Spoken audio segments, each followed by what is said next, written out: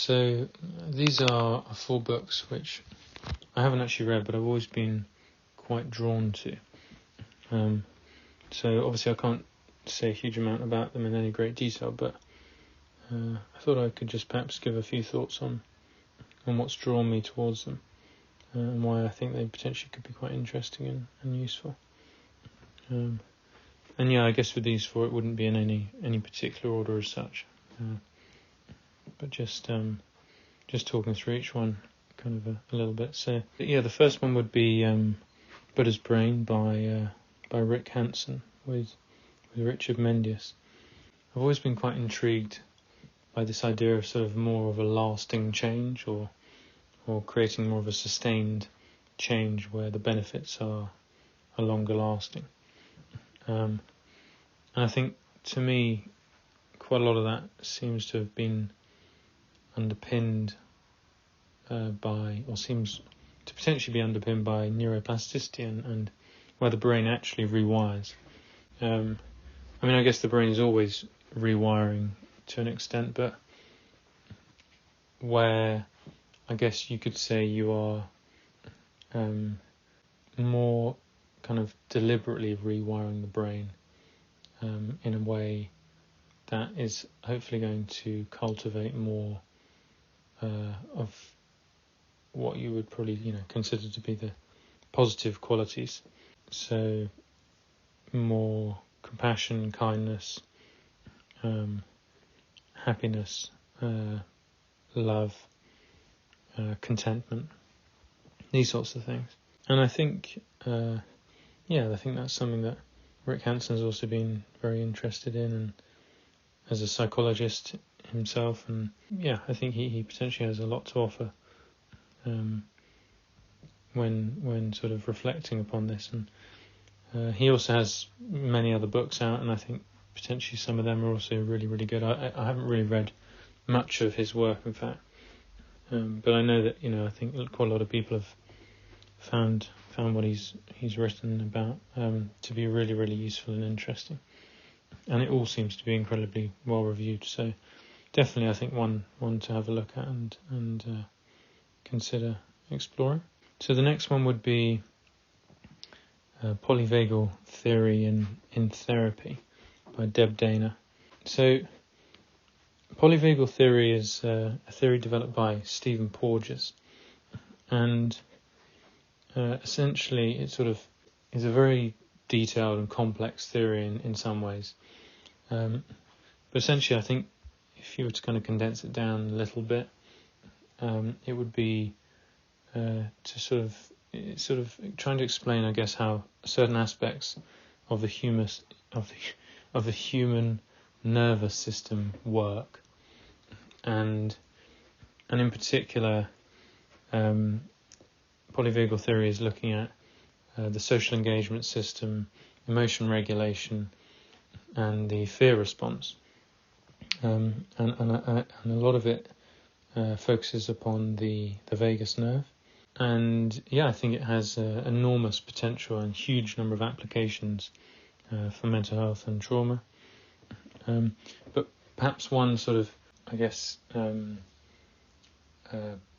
barrier to entry in a sense with the polyvagal theory is that because it is very much a scientific theory, and as I say is very detailed and quite complex, it's not very accessible, perhaps so much for just the day-to-day person, and also in terms of applying it to day-to-day experiences, and how can you actually kind of get something out of it that's going to help you with your life and how you're feeling.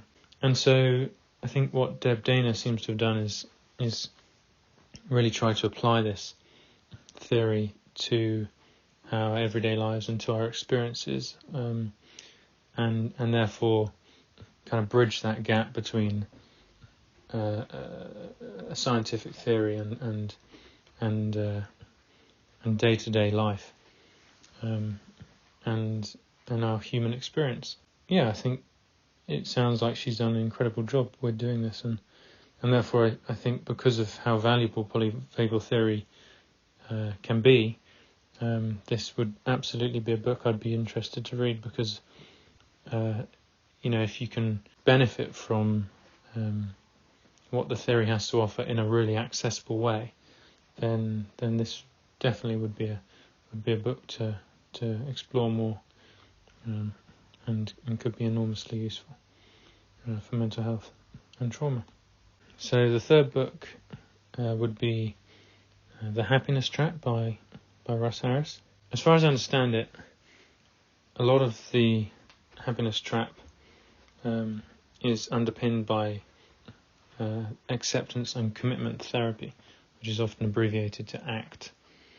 And I think it's definitely a therapy that has appealed to me a lot, because the sort of premise of it is around accepting things as they are, but then also working towards values and goals.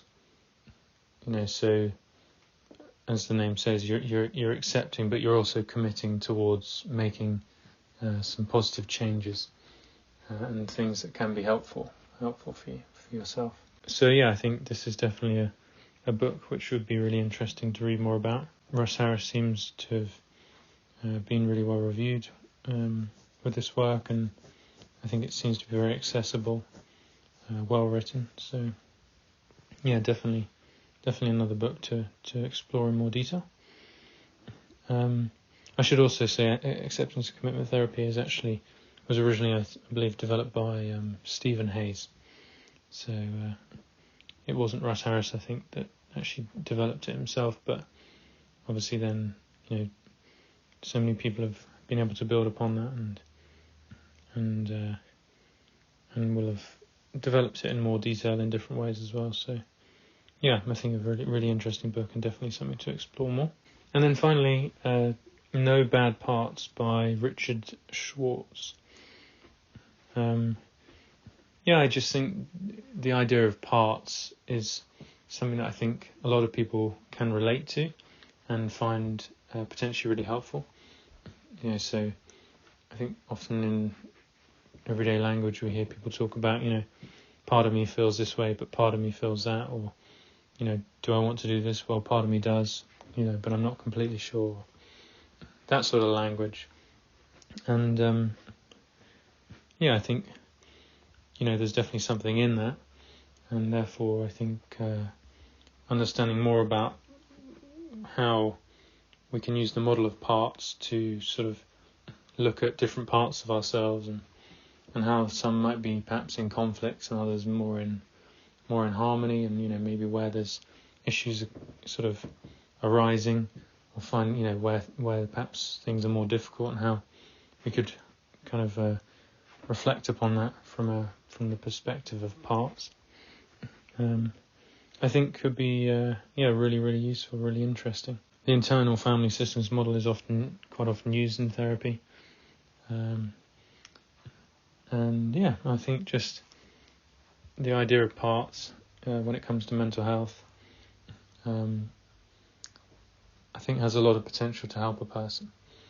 I guess it's probably also worth mentioning that parts work can also be pretty triggering at times, and so if you're going to be probably looking into it in quite a lot of detail, it might be worth considering exploring it alongside somebody else who has some understanding and training in it. But I'm sure, at least I would hope that obviously in the book this will be explained and sort of, you'll be helped along when reading it, and guided in a positive way as to how to get the most out of the book, and where things may and may not be quite so easy to read, etc. So yeah, but I think definitely a really, really interesting book to explore more. So yeah, there we go, 4 books which I haven't read, or I've read very small segments of some of them, but definitely haven't read them all in any great detail.